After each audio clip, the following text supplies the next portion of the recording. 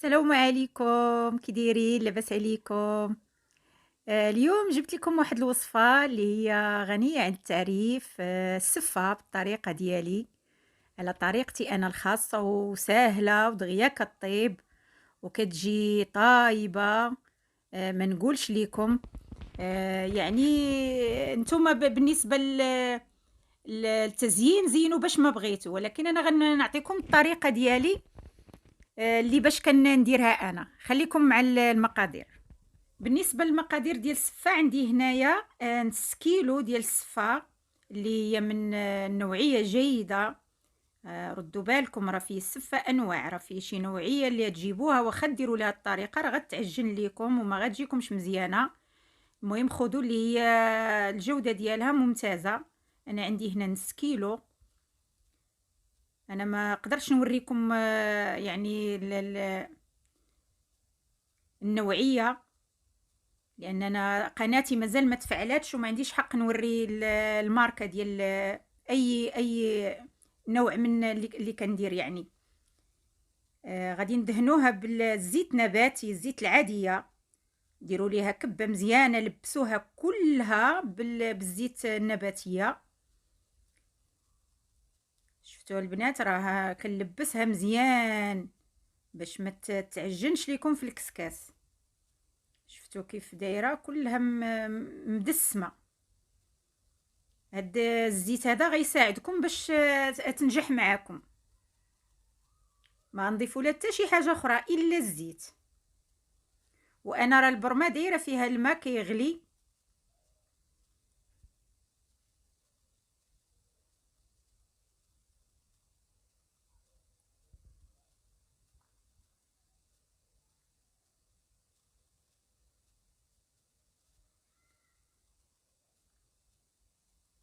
ها هي البرمه عندنا غلات.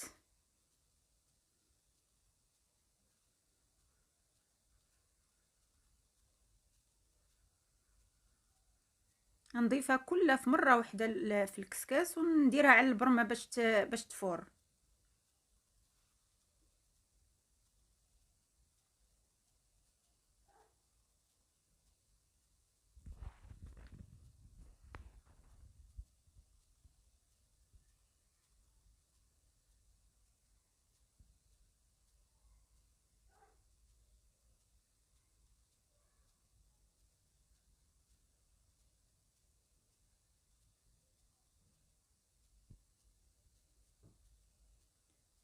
صافي نسد عليها ونخليها تفور مزيان، يعني يطلع فيها الباخ مزيان، ماشي شويه، يطلع فيها الباخ في الاول مزيان.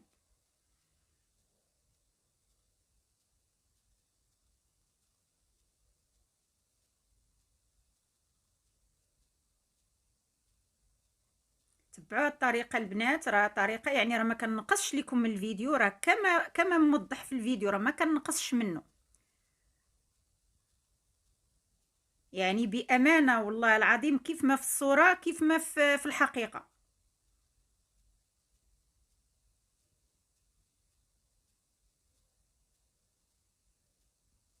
كنكبوا عليها داك الماء اللي عندنا غليان في البرمه. واللي ما بغاتش تكب عليها داك الماء اللي في البرمه، يكون عندها غلاي طايب، تخلي داك الماء عليها في البرمه وتكب عليها من الغلاي. يعني تغلي الماء بوحدو. انا البنات راه دائما عندي مشكله، لان الكاميرا عندي من اليسر.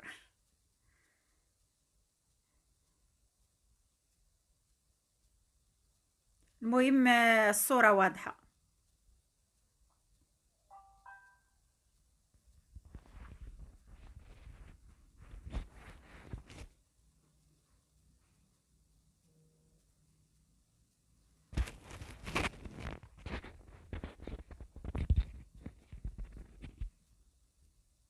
نبقاو بهذه الطريقه كنحلوها.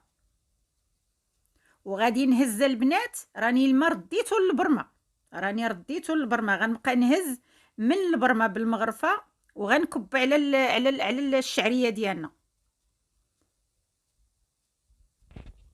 عرفتوا البنات، انا راه عندي واحد العيب، راني ما كنقدرش نخدم بشي حاجه راه بيديا. كنبرد الغديد بيديا.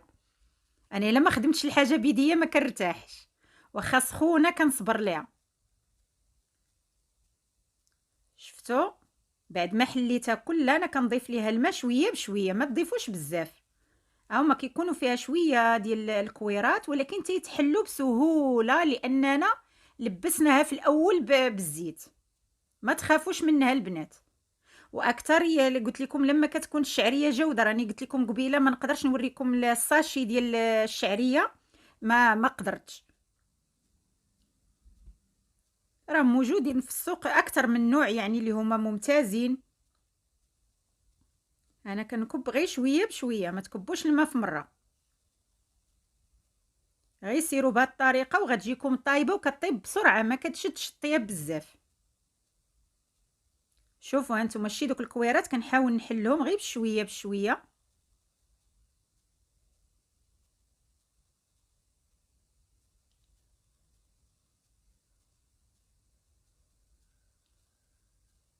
كنمشيو معاه هكا بالخاطر لين كلها نخدموها.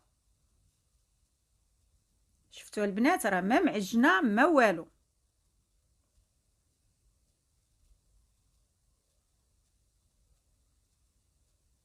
غادي نضيف ليها شويه الملحه. ضروري الملح البنات باش توازيو الذوق ما بين الحلاوه وما بين الملوحه. وحتى الملحه واحد النصيحه راه يعني ما كتخليهاش تلصق الملحه.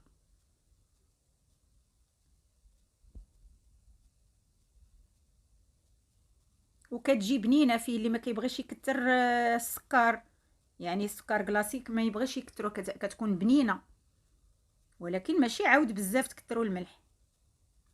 شوفوا كيف محلوله.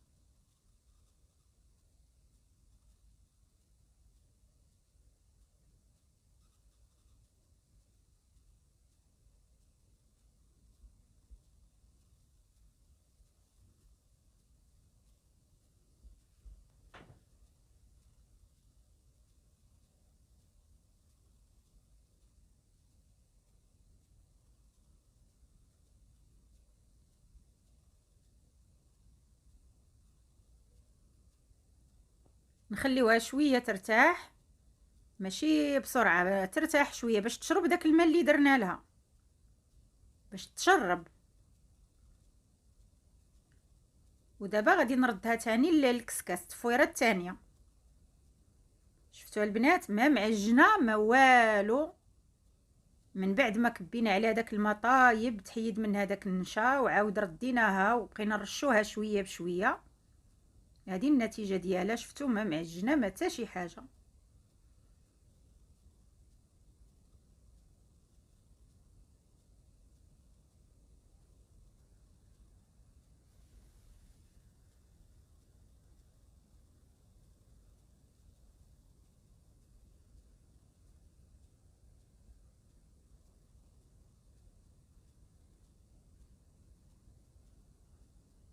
نقفلوا عليها تاني بالغلاقه ونخليوها تفور مزيان. ها هي البنات طلعت فيها تفويره. شوفوا البنات ما ملصقه ما والو. راه قلت لكم حتى ملي كتكون جوده مزيانه ديال الشعريه راه كتصدق معاكم. شفتوا؟ ها هي راه مازال ما دايره ليها غير ديك الزويته اللي في الاول. دابا غادي نسقيها ثاني، غنسقيها بالحليب غير شويه بشويه، ماشي في مره واحده. ما يجي فين يشرب داك الحليب عاود تزيدوا ثاني الحليب.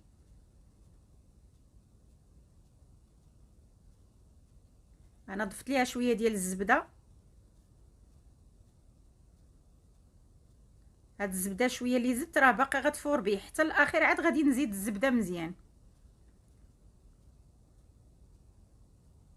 انا حيدت البنات هذيك المغيرفه ما ساعدتنيش، باليد كنتحكم فيها اكثر. انا كنضيف الحليب شويه بشويه. الحليب البنات راه غير بارد. ها هي ديك الزبده دابت.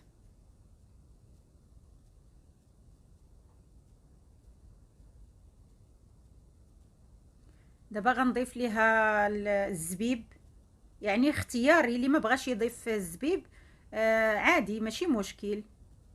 انا الزبيب بعد ما كبيت عليه شويه ديال الماء طايب ونقيته تنفخ شويه عاد ضفته.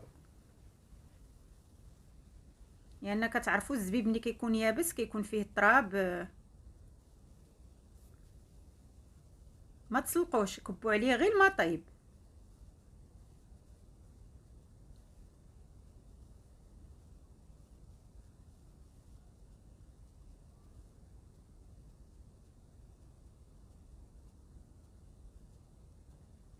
شفتوا البنات كيف دايره حبه على اختها، ما معجنه ما مكوره ما والو، كلها كتحل بسهوله.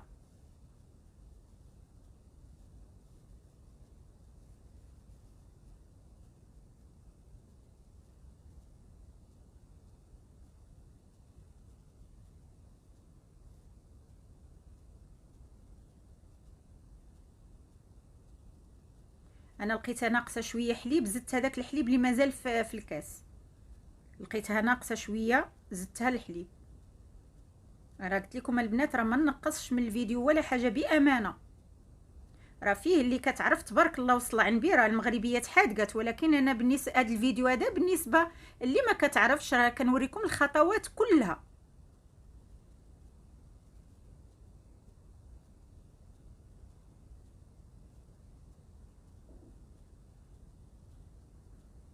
نخليوها واحد شويه كتشرب داك الحليب، غير واحد ال5 دقائق ماشي بزاف. ها هي شربات داك الحليب كله، شرباتو مع ديك الزبيده اللي درت.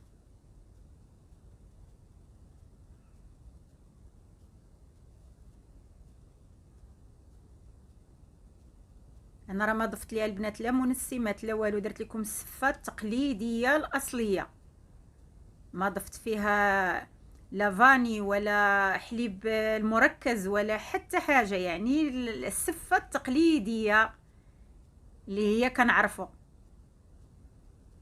انا كنوريكم شي حاجه اللي هي ساهله ومعتاده. انا غادي نديرها دابا عاود في الكسكاس تفويره ثالثه. يعني نتوما البنات هذه راه الثالثه هذه.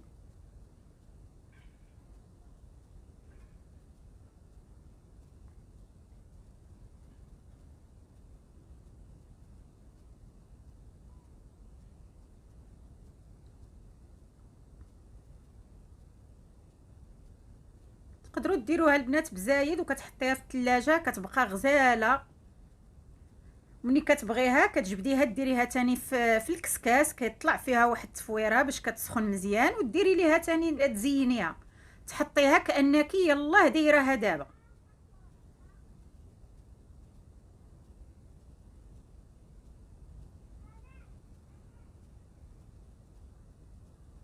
فهاد اللحظه هادي راه ولات ناعمه، ما نقولش لكم طايبه، غير غنزيدها التفويره هادي تزيدها باش طيب مزيان، باش عاود ما تبقاش خضره.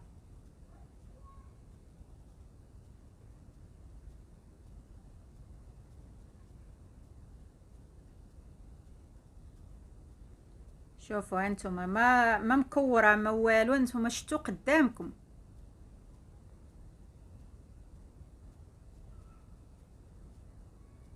انا درتها تاني في الكسكاس نخليها تفور.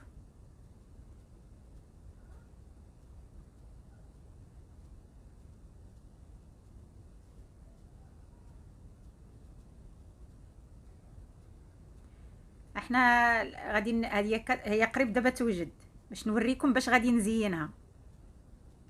هي قريب تفور، خليها تفور شويه. عندي هنا القرفه اللي هي بلديه مطحونه ديال الدار، وعندي هنا السكر الثقيل يعني السكر كلاصي، وعندي هنا اللوز اللي بعد ما كبيت عليه الماء طايب وحيدت ليه القشره ديالو وقليته في شويه ديال الزيت وطحنته، يعني ما مطحونش بزاف، مطحون غير شويه، والزبده غادي نزيدها تاني الزبده باش غادي نقدمها، وما كتروش ليها ليدا معاود بزاف. ها هي طابت البنات، شوفوا كيفاش دايره. ما نقولش لكم تبارك الله جات غزاله، والله العظيم بامانه الا جات غزاله.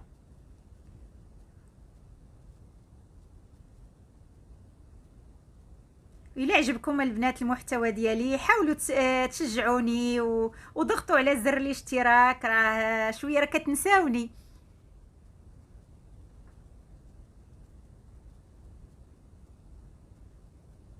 يعني هكا باش يبقى يوصلكم الجديد ديالي وباش القناة تزيد القدام. انا درت ليها البنات السكر كلاصي ودرت ليها الزبده، وغنضيف ليها اللوز. غندير غير شويه معاه وشويه غادي نزين به.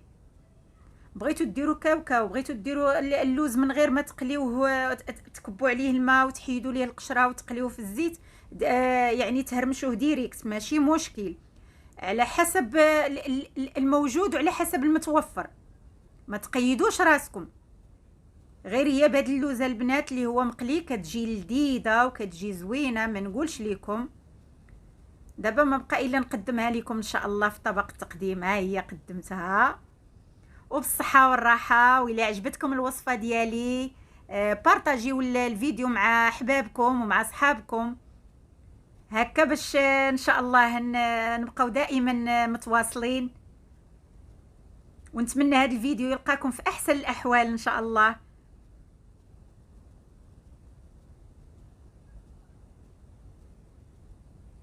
دمتم في امان الله، والى فيديو قادم ان شاء الله، والسلام عليكم.